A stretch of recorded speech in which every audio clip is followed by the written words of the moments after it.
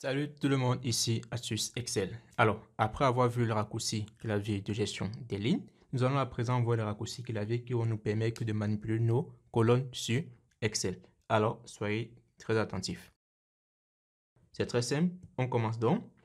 Alors, pour bien évidemment sélectionner une colonne, on va utiliser la touche CTRL espace, c'est ce qui nous permet de sélectionner une colonne. Maintenant, pour insérer une colonne, si vous voulez, pour ajouter une colonne, on va devoir utiliser le raccourci clavier CTRL plus. Oui, c'est exactement la même chose qu'avec la ligne. Donc, c'est la raison pour laquelle il faut tout d'abord sélectionner la colonne avant de pouvoir utiliser ce raccourci clavier. Lorsque c'est la ligne qui est sélectionnée, alors ça va plutôt ajouter la ligne. Et lorsque c'est la colonne qui est sélectionnée, ça va plutôt ajouter une nouvelle colonne. Et maintenant, comment donc supprimer une colonne? Pour supprimer une colonne, là, c'est un peu plus complexe parce qu'il s'agit ici d'une combinaison de raccourcis clavier. Donc, ce n'est pas un seul raccourci clavier qu'il faut utiliser. Alors, elle fonctionne en 3 temps. Alors, tout d'abord, il faut appuyer sur les touches Alt plus L. Après ceci, il faut appuyer sur U et S. Après US, il faut donc maintenant appuyer sur U.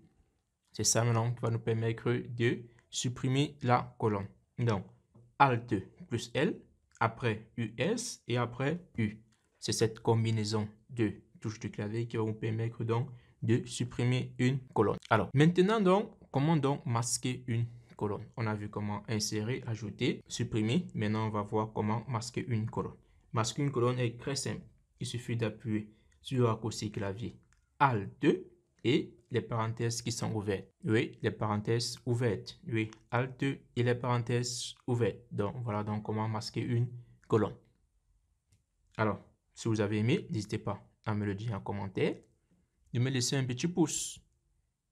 Et si vous avez besoin d'autres types de raccourcis clavier, n'hésitez pas à me le dire en commentaire. Je serai ravi de vous répondre. Alors, on se dit à la prochaine pour une nouvelle astuce.